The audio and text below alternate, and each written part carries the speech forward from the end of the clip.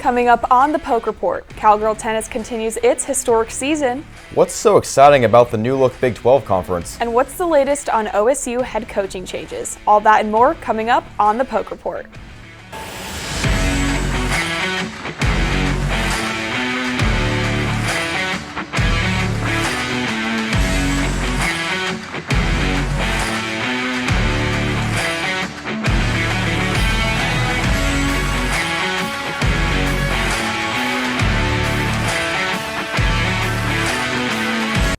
Hello everyone and welcome back to the Poke Report, your home for all things OSU athletics. I'm Griff McClellan. And I'm Toni Wetmore. It's great to be back in studio one last time this semester. Yes, it's hard to believe, Toni. It feels like only yesterday when we started here as freshmen, and now graduation is just a little over 2 weeks from now. It's hard to believe. Time is definitely flying. Certainly. Well, let's kick off the season finale with some tennis coverage. If you haven't been watching, the Cowgirls are having one of the most dominant seasons in NCAA tennis history, recently claiming the Big 12 championship. Let's break it down for you. OSU's Greenwood Tennis Center played host to the Big 12 championships over the weekend, with the Cowgirls successfully defending their home court. Wins over UCF, Texas Tech, and Texas propelled OSU to its 29th conference title in program history. Christina Novak was named Big 12 tournament MVP after her dominant performance over the weekend, going 3-0. Novak opened singles play versus Texas, defeating Schaff Lieberman in straight sets. Novak is now 18-0 in singles play this season, and the Cowgirls are 27-0 overall. Meanwhile, Cowboy Tennis couldn't match the Cowgirls' success, falling 1-4 to top-seeded Texas in the semifinals. Regardless, the Cowboys are 17-9 overall this season and 12-5 at home. A key for the Cowboys' success has been the duo of Tyler Zink and Isaac Beecroft. The duo went 4-0 combined against UCF in the opening round, each of whom won their singles matches in straight sets. Be sure to support both the Cowboys and Cowgirls at the NCAA tournament, which will begin May 3rd at the Greenwood Tennis Center. We're now going to send it over to the Diamond, where our softball reporter Nick Friesen caught the action from the Cowgirls weekend series versus Texas Tech. Nick, take it away. Oklahoma State softball was back at home this past weekend, taking on Texas Tech in a 3-game series at Cowgirl Stadium in Stillwater. The Cowgirls came away with the sweep, including 2 run rule victories in the series. OSU now sits at 39-8 on the season, including 16-5 in conference play. Oklahoma State head coach Kenny Gajewski says the bounce back was key, and he is proud of how the team responded after losing the series to Iowa State the previous week. I should have probably told our team that, so I'm telling them now in this right here. But they answered on that, so that was cool. Now, while the offense was dominant, the pitching staff shined as well. Cowgirl pitchers gave up only 7 runs all series, including Ivy Rosenberry throwing a complete game shutout in Game 2 of the series. Now, despite the pitching staff taming the Red Raiders, Gajewski says he would like the pitching staff to be ready at all times, especially when it comes into postseason play. I think as we start to face these elite offenses, as you get into the, when there's 64 teams and then there's 32 teams or whatever it is, or 16 teams, it's crazy. So you better be ready, and so be able to show these teams some different looks. One of the bright spots in this series was first baseman Carly Godwin. The freshman had 3 home runs in the series against Texas Tech, including 2 home runs in Game 2 of the series on Saturday. Godwin also made history, as she now holds the record for the most home runs in a single season for a freshman in program history. Godwin says she realizes how special it is to break a record of that magnitude as a freshman at Oklahoma State. I've had to sit back and realize, that is a really big deal. And sometimes you get caught up in it and just, I'm sure you've caught Coach G. I just get my work done and just go on about my day and try not to think about things like that. But it's really cool to sit back and, reflect on. OSU welcomes in Kansas for a 3-game series, with the first game of the series taking place on Friday at 6 p.m. at Cowgirl Stadium in Stillwater. For the Poke Report, I'm Nick Friesen. Great work, Nick. The Cowgirls are rolling lately. They sure are, and not only is Carly Godwin red hot at the plate, she has also started in all 47 games this season. And although Wednesday's game versus North Texas was canceled due to inclement weather warnings, OSU seeks to extend its 5-game winning streak this weekend as it hosts the Kansas Jayhawks. This marks the final homestand for the Cowgirls this season. Another Cowgirl star to watch is senior Caroline Wong, who is batting .375 this season with 54 hits, 46 RBIs, and 16 home runs.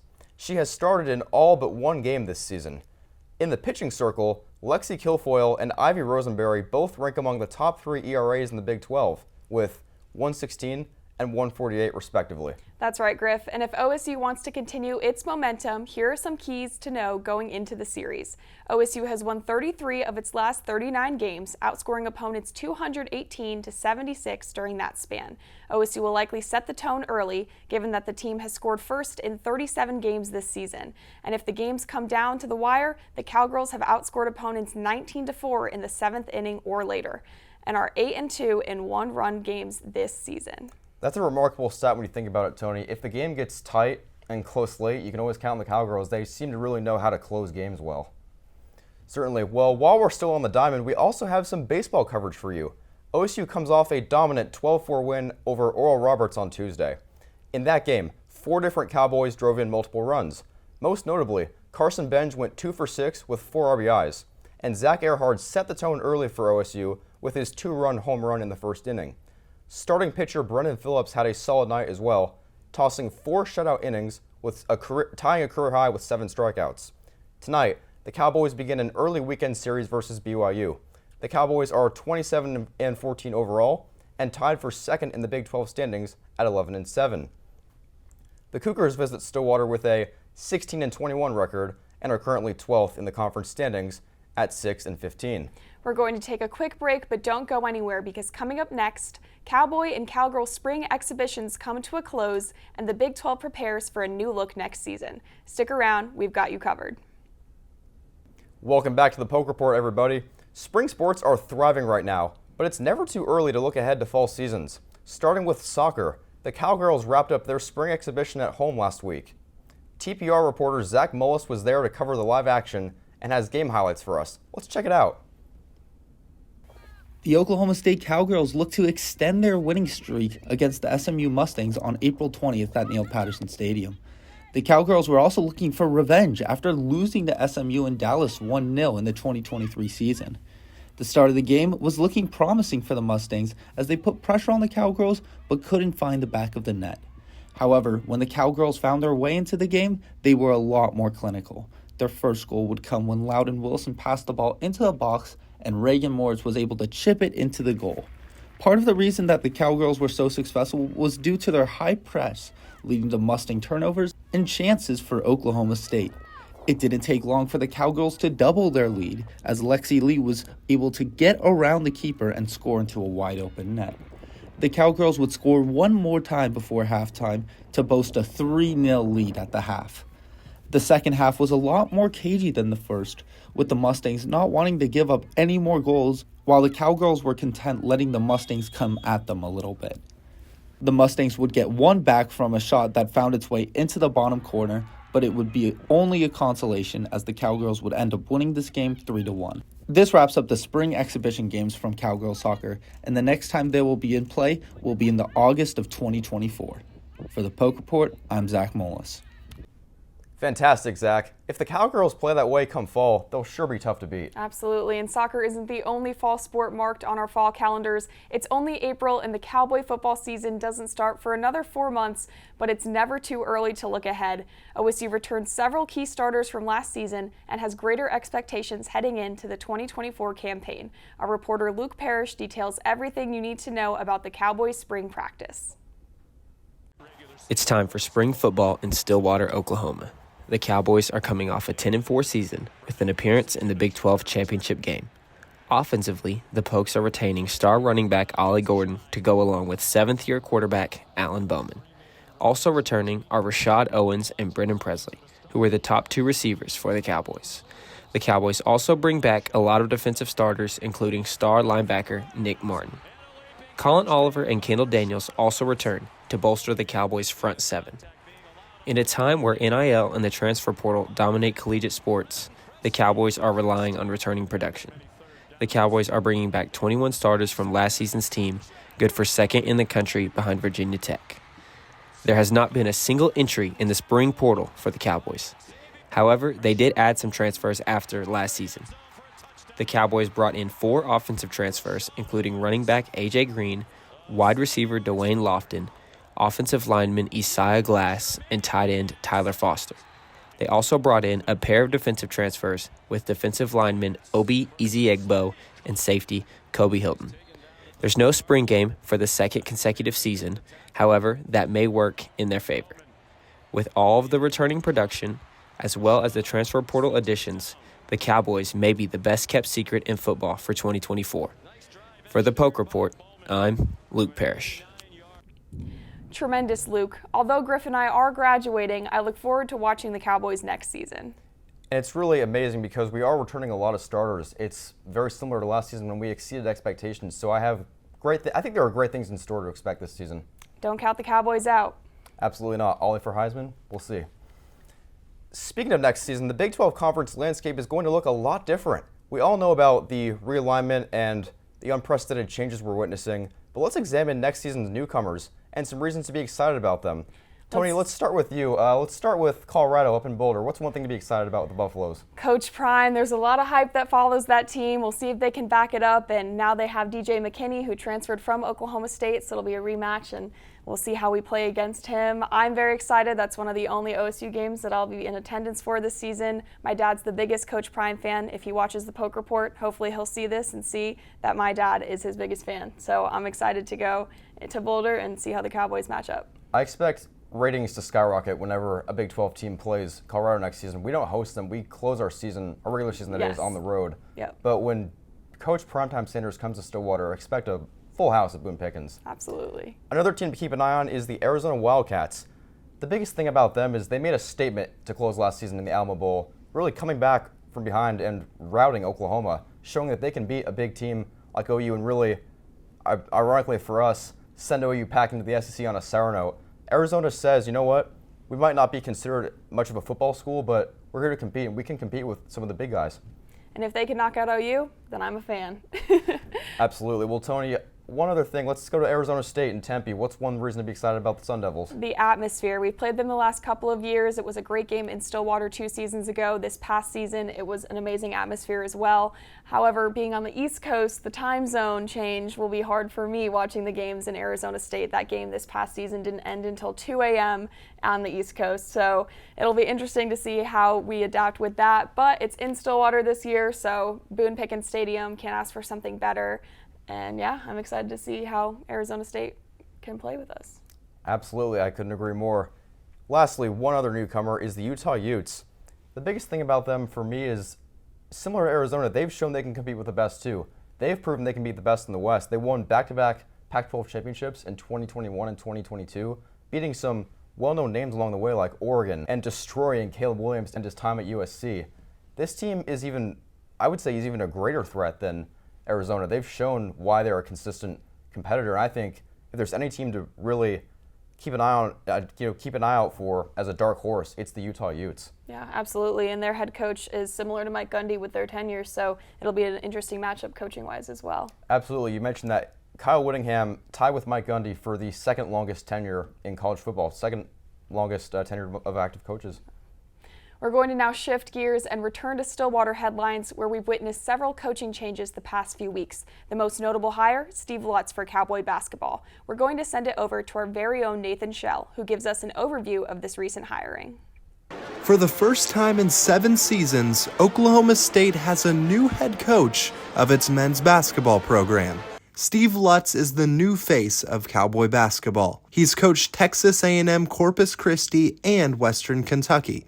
In his 3 seasons as a Division I head coach, he's made the NCAA tournament every year. The university held a news conference to introduce Lutz.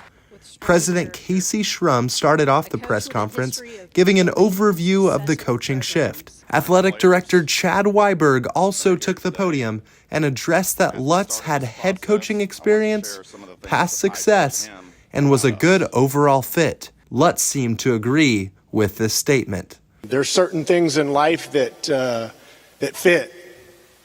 And when you arrive, you know that you've arrived at home. And this is one of those days for me and my family.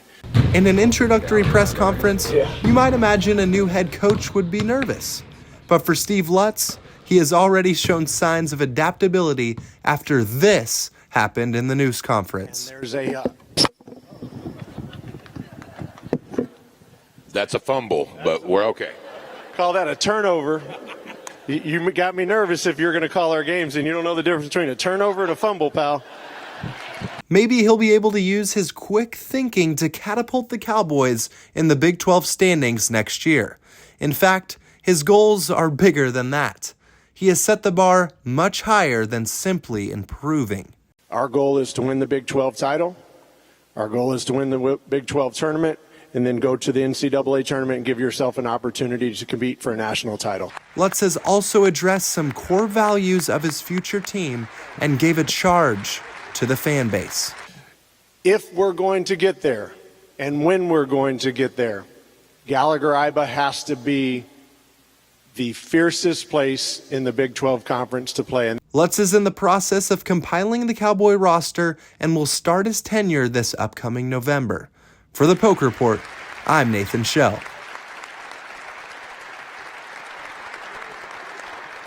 Thank you, Nathan. Hopefully, Coach Lutz can restore OSU's championship mentality. We're going to take one final break, but don't go anywhere because coming up next, we have a special interview with one of our Ocala sports editors for more insight. Stay tuned, everybody. Welcome back to the Poke Report, everybody. As promised, we have a very special segment today. It's now our pleasure to welcome our Ocala assistant sports editor, Ashton Slaughter. Ashton, how are you today? I'm doing well. Thanks for having me, Griff. Of course, it's an honor to have you here. Today we're going to discuss the recent coaching changes at OSU, starting with Steve Lutz and later John Smith with wrestling. Mm-hmm. Toni, you want to get us started? What was your initial reaction when you heard that Coach Lutz was the new OSU men's basketball coach? Yeah, it was a long process, obviously. It got reported on a Thursday by John Rothstein of CBS that Lutz was the target. Seemed like he was going to be the guy, and then we had to wait all weekend, and maybe we're thinking, maybe it's not the guy, but then ended up being at the start of the next week that he was the guy. And so, Lutz is definitely didn't seem like their top candidate just based on reports. Seemed like they were interested in a lot of different candidates. Lutz was one of them in their handful, but kind of from the jump, I can see why OSU thought that he'd be a good hire. He brings something different offensively, a fast-paced offense. Defensively, he said that he's rooted in defense, something that OSU fans and alumni love to see, back to those Eddie Sutton days of defense. And so I definitely see why, they thought he was the guy. Regionally, he's from San Antonio, so, he's got the Texas side down of it. He kind of knows Oklahoma because of that. And so I can see why OSU ended up deciding on him and thinking that he's the guy to help get this program into a better state.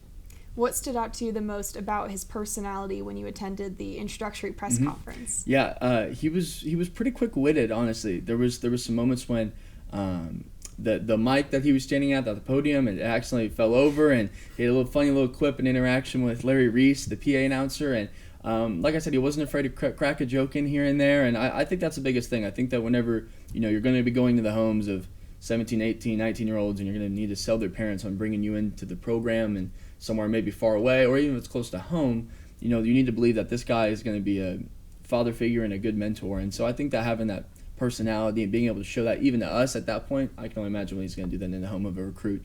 So I can definitely see why his personality stood out too. From your vantage point, outside of the personality, what else did you see from him that really stands out and makes him different from the other head coaches that we would have been pursuing? Yeah, like I said, I think a big thing is that regional aspect of it. He talked about how when you look at the walls of Gallagher-Iba Arena and it shows all these current and former OSU players that are in the NBA, they're mostly from Texas. And he's like, I'm from Texas, I got that down. And a lot of the kids that he's had on his Western Kentucky rosters, on his Texas A&M Corpus Christi rosters before that, were from Texas. And so he feels really confident in the fact that if he can pull the best players from Texas, then that will translate to Oklahoma State, especially with Texas A&M now being in the SEC. He thinks if you want to come play Big 12 basketball, sure, there's TCU and Baylor down there, but you can also come up here and play for OSU and play at a high-level program. So I think that's a big thing, is his draw and appeal to Texas recruits and even transfer portal kids who are from Texas. We were able to pick up one transfer yesterday. Who are some other top targets that you think would be beneficial for this team? Yeah, Arturo Dino, he looks solid. He's a smaller guard, 5'11", who his main thing is defense. He led the nation in steals last year. So that's something that Cowboy fans are going to like to see, especially with not a lot of players on the roster right now. His shooting stats, though, still aren't phenomenal. So what the Cowboys definitely need to look for, and what Steve Lutz needs to be looking for, is shooters. He wants to play a high-paced offense. He had the highest paced offense in the nation last season. So, I mean, definitely wants to get out there and play fast. And so with that, I mean, you need to have athletes, but you also need to have shooters to be able to kick it to you on a fast break or in transition. So definitely the big thing he needs to work on is shooting. Right now, Bryce Thompson's still on the roster, Connor Dowd's still on the roster, 2 decent shooters, but definitely still need some knockdown guys or else you're not going to be able to compete. So. All right, thanks, Ashton. That's all about Steve Lutz, and now we'll head over to talk about John Smith.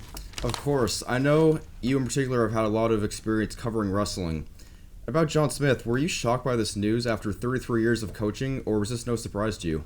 You know, I wouldn't say either in particular. I mean, when Coleman Scott, who seems to be the next guy in line for the position, I'm sure we'll get into that, when he joined the Cowboy wrestling staff last year, coming from UNC, Coleman Scott's a former OSU wrestler, it seemed like, okay, it seems like maybe we're getting to the point where maybe John's going to hand it over to Coleman eventually. But, you know, I mean, you never expect a guy like John Smith to retire after 33 years of wrestling. I mean, he a Cowboy coaching great. He's in the Oklahoma National Wrestling Hall of Fame and National Wrestling Hall of Fame overall. And so, I mean, it's somebody that has won multiple individual and team national championships at a coaching level, but also someone that as a wrestler won Olympic gold medals, won individual titles, won all these things. I mean, his accolades are so long that we could take up this whole segment just talking about it. But so I mean, you're never totally expecting someone like that to retire, and so I wouldn't say it wasn't a shock, but it definitely was kind of a surprise too. So. You really touched on it. My next question was exactly what you mentioned. Are there any candidates set to replace him? Do we know where we are yet? You mentioned Coleman Scott. What's his background? Yeah, I mean, we're still in kind of a waiting period. I honestly kind of expected that maybe Coleman Scott, who's now the interim head coach, would have been named the full-time head coach. He seems to be the guy. All signs have been pointing out, like I said, since he came in last year from UNC. He was the head coach at UNC, came in from being a head coach to being an assistant coach at OSU. Usually you don't take a role like that unless you're getting fired or unless you get replaced, and that didn't happen to Coleman Scott. He just willfully wanted to come in here, and he said a big part of that was John and the impact that he had on him as a wrestler. And obviously, you know, John probably, it seemed like, as of right now, sought him out to be the next head coach of Cowboy Wrestling. And so I would say he's the guy. Signs aren't really pointing either way. And Coleman Scott, it's a guy that OSU fans are familiar with as a wrestler, and now have gotten to be familiar with as an assistant. And I'm sure that you can't really get much better than that. So. John Smith's resume is unmatched. He has an ongoing list of career accolades. As a coach, correct me if I'm wrong, 5 NCAA team championships, 3 individual titles, 153 All-American honors, 2 Hodge Trophy winners, and I'm sure you know many more accolades of his as a player as well. Yeah. Of everything he's accomplished, which of these feats stands out to you the most? What really says a lot about his overall career? Oh, man. I guess to me, I would say the gold medals from both a coaching and a wrestling standpoint. At some point, you can dominate in America, you can dominate your division, whether it's Division I, Division II. But I mean, being able to go overseas and play and coach for your country at the highest level, I mean, I think that's kind of where he really made his bread and butter in particular, and really kind of stand out amongst other people. All right. Well, thank you very much, Ashton. We appreciate the time. That's all we have for today on the Poke Report. I'm Toni Wetmore. And I'm Griff McClellan. Thank you as always for tuning in. We love you all. We appreciate your support. One final time. Go Pokes.